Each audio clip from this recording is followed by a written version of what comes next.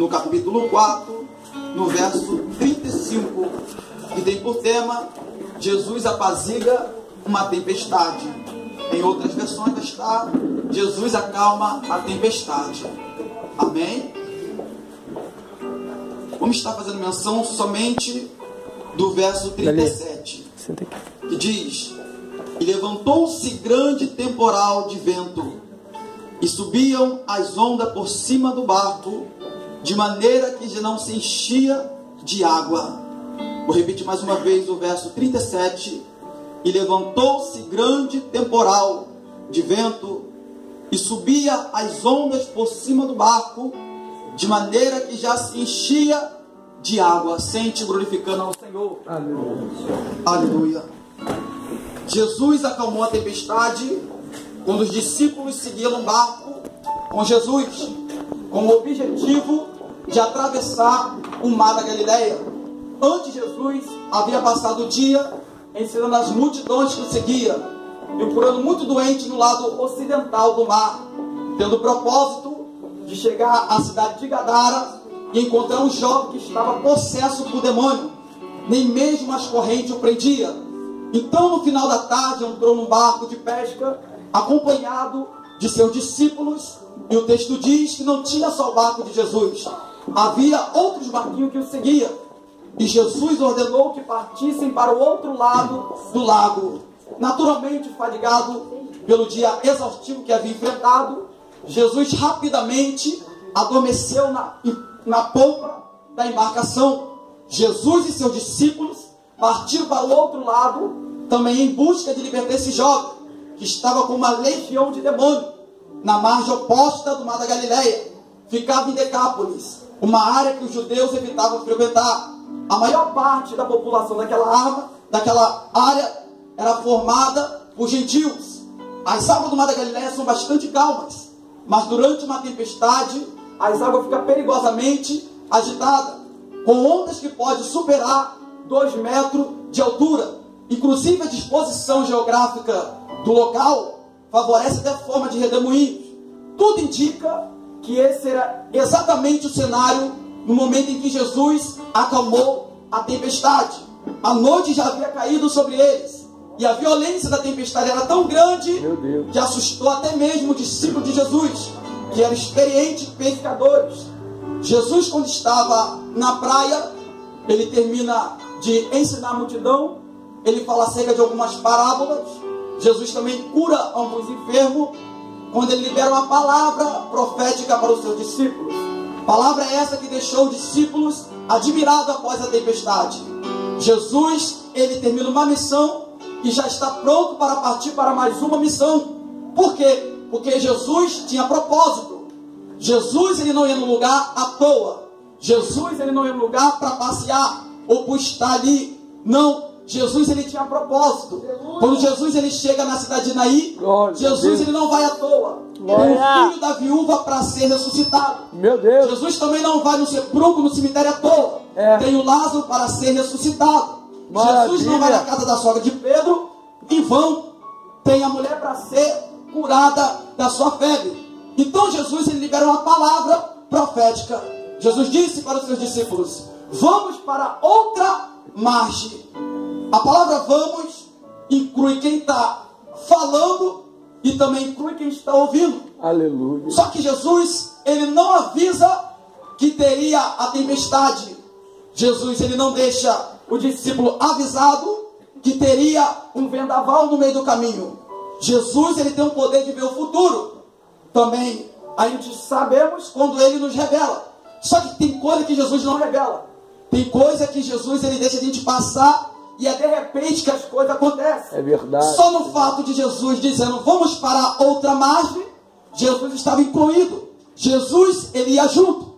E Jesus estava dizendo para os discípulos: vamos para outra margem. Se tiver luta, vamos passar junto. Meu Deus. Se tiver vento, vamos passar. Glória. Aleluia. Se tiver tempestade, vamos estar juntos. Meu Deus. Eu estou junto nessa prova. Estou junto nessa luta. Estou junto nessa dificuldade.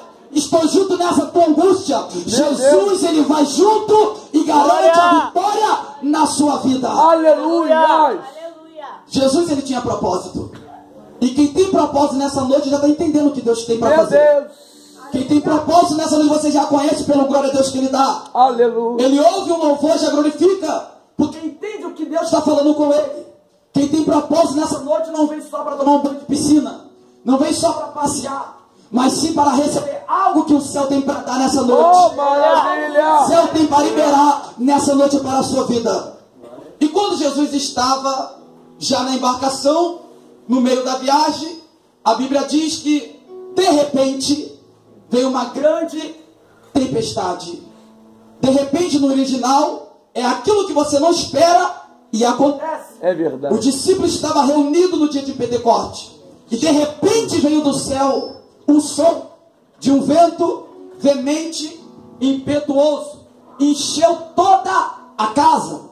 Às meia-noite, Paulo e Silas estavam na prisão, algemado, e começaram a adorar, começaram a louvar ao Senhor. E de repente veio um grande terremoto e abalou a prisão, e eles foram soltos pelas correntes. Elias e Eliseu estavam caminhando junto, quando de repente veio uma carruagem e arrebatou Elias para o céu. O de repente de Deus vai acontecer hoje na tua vida. Se você crê, o de repente de Deus hoje vai chegar na tua casa, vai te alcançar nessa noite.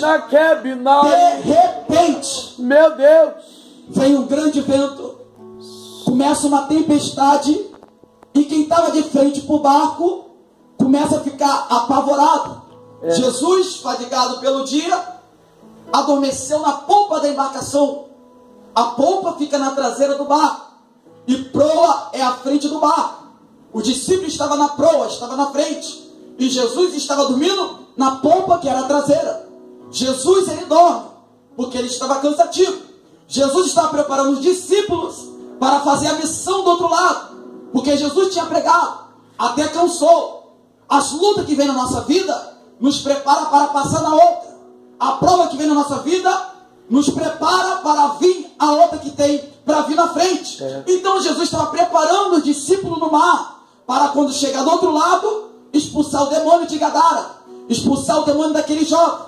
Só que Jesus adormece, e quem está de frente perde o controle. Quem está de frente não toma conta da situação. Quem está de frente fica apavorado e vai acordar Jesus. Talvez o teu chamado hoje signifique o barco. Talvez o que o Senhor colocou nas tuas mãos hoje é o barco. Jesus deixou o discípulo na frente, porque Jesus foi dormir. E qual a atitude que Jesus toma para dormir? É Jesus dizendo para os discípulos que a sua atitude. Porque às vezes não vale só falar. Às vezes basta só falar. Através de uma atitude, fala mais do que você abre a boca. Então Jesus estava falando pela sua atitude. O que Jesus estava dizendo para os discípulos? Eu vou dormir, mas eu confio em quem vai guiar o barco. Eu confio em quem vai estar de frente. Jesus falando contigo hoje. Eu confio em você, no teu chamado. Eu confio nisso que eu coloquei na tua mão. Eu confio o que você está de frente nessa noite. Talvez é a liderança. Talvez é um grupo junto que você está liderando. Talvez é a obra do Senhor. Deus, ele confia em quem está de frente liderando. Aleluia. Só que os discípulos perdem o controle. Os discípulos esquecem da palavra que Jesus liberou e olham para a tempestade. O nosso mal de hoje é esquecer a palavra que Jesus prometeu, a promessa, e olhar para a luta, e olhar para a circunstância da vida, olhar para o problema.